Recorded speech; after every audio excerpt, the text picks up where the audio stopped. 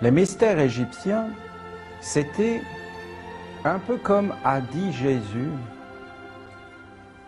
je vous parle en parabole. Je parle en parabole. Maître, pourquoi parles-tu en parabole? Il ne leur a pas été donné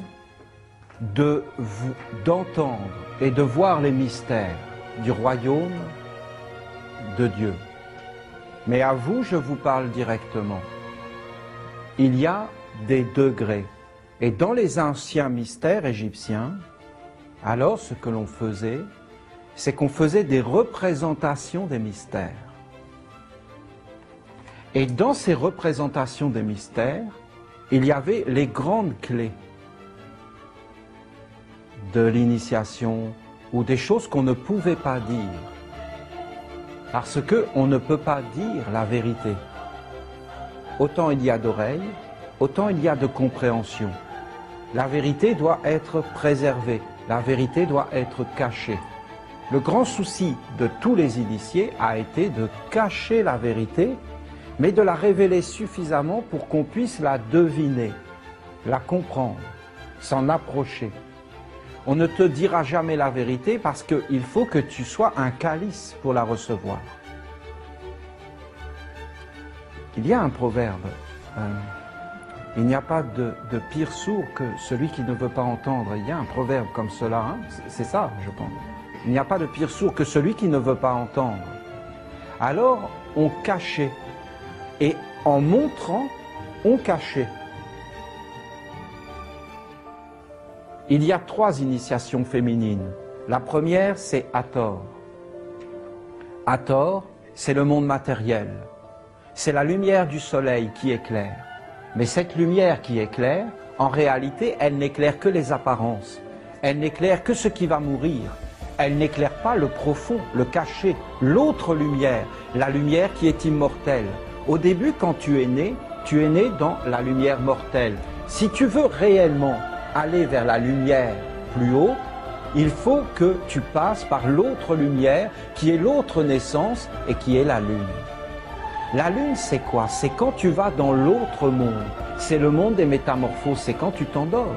Et là, tu n'as plus ton corps quand tu t'endors. Et tu commences à t'envoler. Tu es un oiseau, tu es un papillon, tu es tout ce que tu veux. Tu es dans toutes les métamorphoses parce que tu es entré dans l'autre monde. Et dans cet autre monde, c'est le rêve. Et là, tout est possible. Tu peux être tout ce que tu veux, mais en réalité, tu ne sais pas qui tu es. Il faut que tu traverses tout cela et que tu t'approches encore de la 3e lumière. Cette 3e lumière, qu'est-ce que c'est? Ce sont les étoiles. Et les étoiles, ce sont les dieux. Et là, quand tu arrives dans cette 3e lumière, les étoiles, les dieux,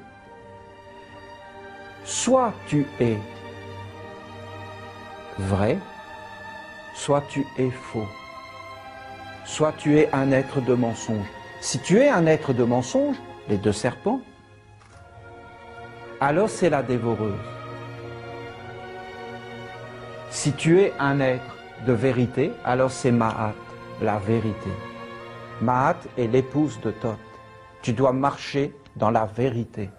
Tu dois traverser les mondes avec la vérité. Si tu t'approches alors et que dans le miroir ailé de Raphaël, avec les 2 serpents et le chemin au centre, le caducée d'Hermès Thoth, tu te regardes dans le miroir et que dans le miroir tu vois Ma'at, alors tu pourras entrer dans la lumière véritable, la divinité du savoir, la gnose, l'intelligence des mondes, le savoir, la sagesse, Thoth. Et tu auras la vraie lumière, celle qui éclaire de l'intérieur.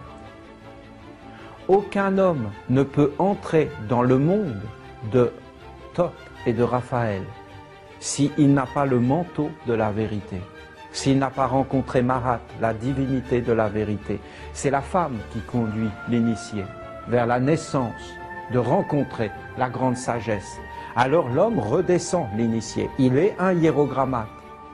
Il a vu Thoth, la grande lumière, l'immortalité, la lumière qui ne meurt pas, et il peut la porter à l'intérieur de lui.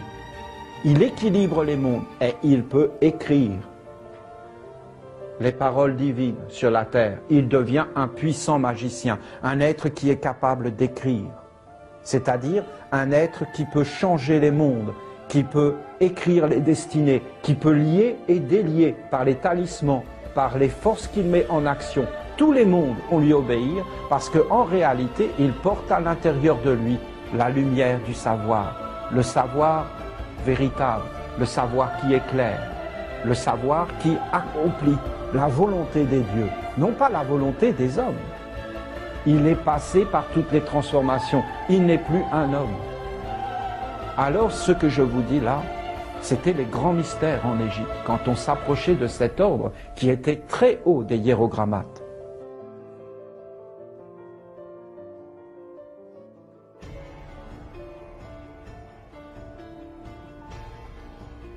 Tu dois d'abord te faire un corps de la pensée puissante qui va équilibrer tes sentiments et commencer à agir sur tes actes. Tu vas t'éclairer de l'intérieur, c'est la voie de l'illumination et du savoir. Tu vas voir que le savoir, la pensée, est un organe à l'intérieur de l'homme qui, une fois qu'elle est renforcée, te permet réellement de voir l'intérieur des choses. Vous savez, l'intelligence est une lumière. Qu'est-ce qui a perdu les hommes? C'est que c'est cette philosophie du menteur qui a dit que tous les hommes avaient un accès vers le Père et qu'on s'était individualisé. Et alors, qu'est-ce qui s'est passé? Eh bien, les hommes ont cru que chacun pouvait aller librement vers le Père. Alors les hommes se sont divisés les uns les autres. Ils ne se sont plus regardés, ils n'ont plus été solidaires. Et ils n'ont plus su qu'est-ce que c'était que la grandeur et la royauté.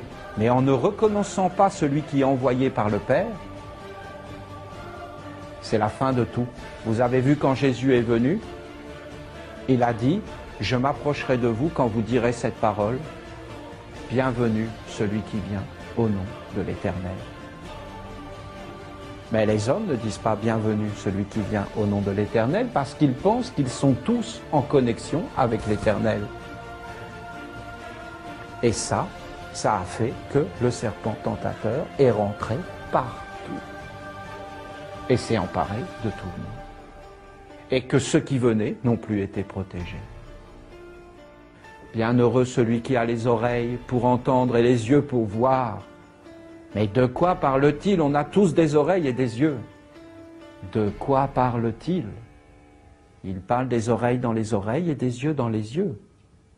Pour voir les deux mondes et voir la réalité incroyable des pensées et des mondes invisibles.